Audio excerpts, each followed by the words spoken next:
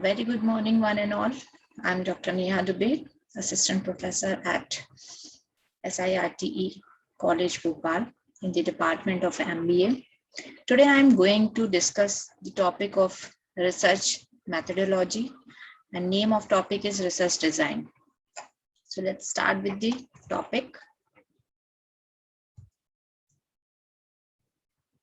So first, we have to understand what is the research design. As we know what is the designing, it is kind of a roadmap or the things or the layout which we have planned before doing any kind of work.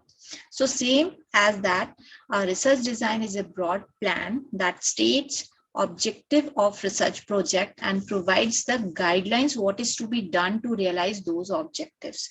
Means in that design, we planned it out everything, how we have to achieve this. It is, in other words, a master plan for executing a research project. Now, introduction, the word design has various meanings, but in relation to the subject concerned, it is a pattern or an outline of a research project's working. As I said, it is applicable for every field. So it is the statement of essential elements of a study that provides basic guidelines of conducting the project.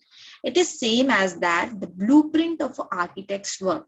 You already know that when we wanted to plan or structure some kind of a infrastructure, so architect has to design the everything, and then only the civil engineers and the other workers have started to functioning on the building part or making the building part. Okay, same as that, research design is outlining all the things, what kind of a problem is, what type of objective we have to do, how we have to collect the data, how to analyze, what type of a cost or the time or the things involved in that work process. So that all comes into the research design part.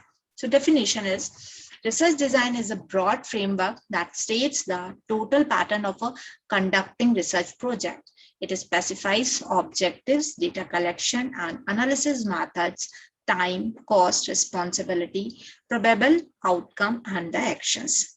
Research design can be defined as, a research design is a broad plan that states objectives of a research project and provides the guidelines, what is to be done to realize those objectives. It is, in other words, a master plan for executing a research project. On that basis, the members of the research team can perform, the layout is there and they have to execute the plan. Miller is the author, the famous author. He defined designed research as the planned sequence of the entire process involved in conducting a research study. According to P.V. Young, research design is the logical and systematic planning and directing of a piece of research. Saltis and other defines research design as a catalog of various phases and the facts relating to the formulation of a research effort. It is an arrangement of the essential conditions for collection and analysis of a data in a form that aims to combine relevance to research purpose with economy with a procedure. Means we can summarize all the definition in a very simple terms.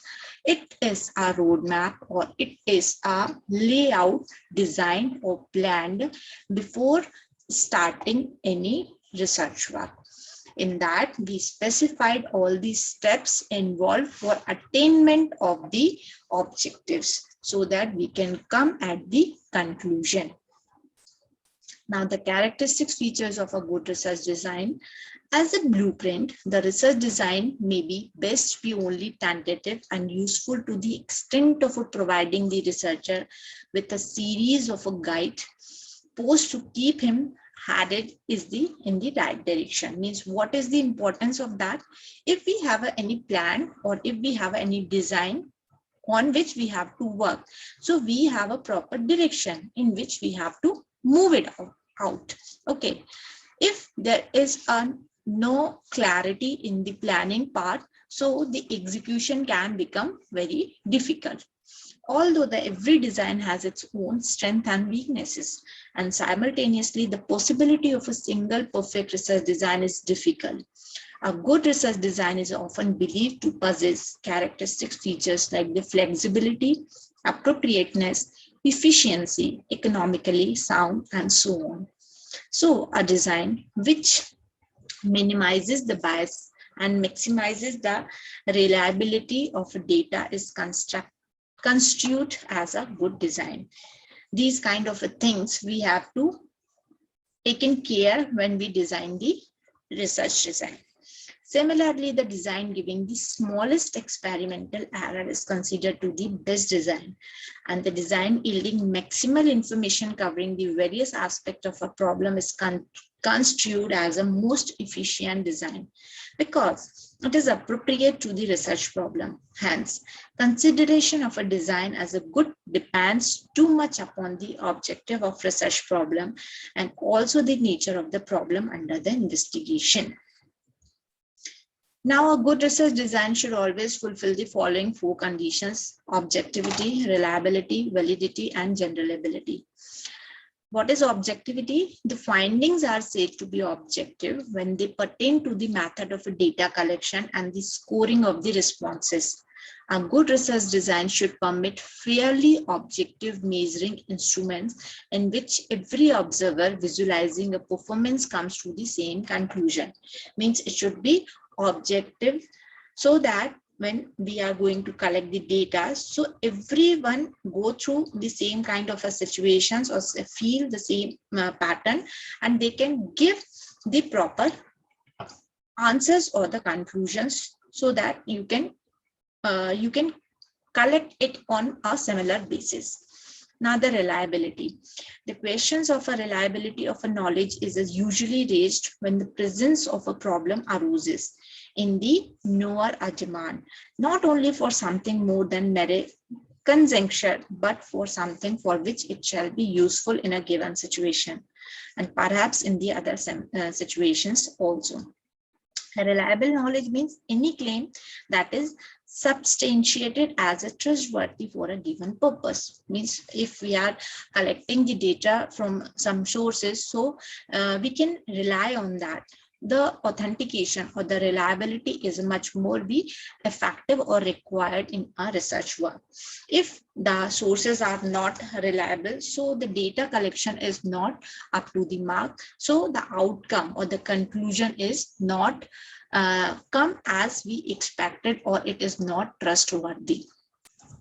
Now, the validity. Validity implies self-consistency or absence of a self-contradictions.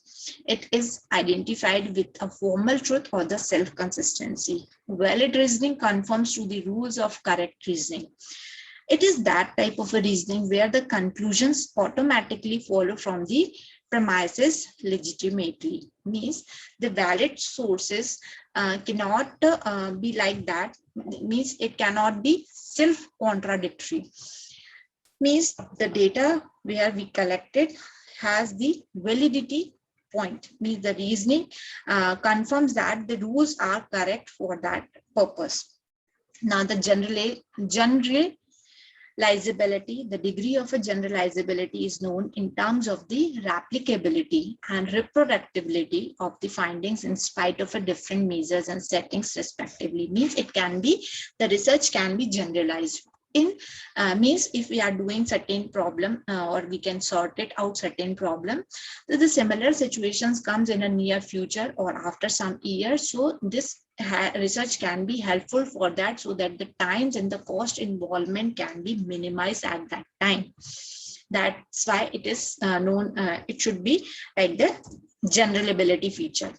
Now, the content state, what content should be in a research design. The statement of a research objective, first one, why the research project is to be conducted, the type of data needed, the qualitative, quantitative, or the primary data or the secondary data, which type of a data you require, definition of a population and sampling procedures to be followed.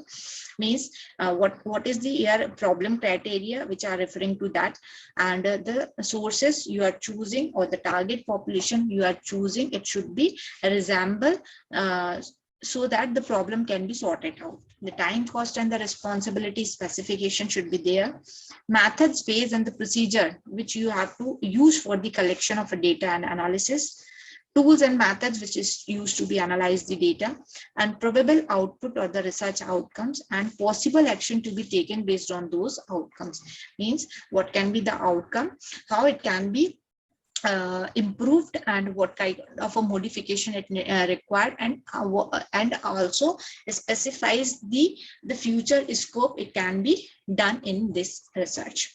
Now, there are the certain types of the research design which are majorly popular, that is the exploratory, descriptive, and the casual.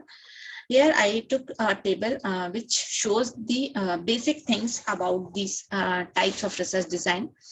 The objective of exploratory research design is to discover ideas and insights. Yeah, they are exploring the things.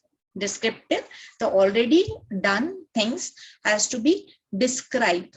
The characteristics or the functions may come in this category. The casual is the determined on the cause and the effect relationship. That is the casual relationship. Now, characteristics, exploratory is the flexible, versatile, often the front end of a total research design. It should be the flexible and versatile. It can be possible. Now, the descriptive is marked by the prior formulation of a specific hypothesis, and the pre-planned and the structured design should be there. Casual should contain the manipulation of one or more independent variables because it is dependent on the cause and effect kind of a relationship. The control of other mediating variables is also present. Methods, exploratory data collection can be done with these methods. Exploratory expert surveys, where the related field persons are there, and the surveys can be done on their opinions. Pilot surveys, secondary data, analyzed or qualitative and qualitative research phase. Descriptive is secondary data analyzed quantitatively. Surveys, panels, observation, and other data can be in the method of descriptive part of research design. And the casual is an experiment where you have to find it out the dependency of the variables on each other or in other factors. So this is from my side on this topic of research design. Hope you all get my point, and we will meet you in our next lecture soon. So thank you. Have a nice day.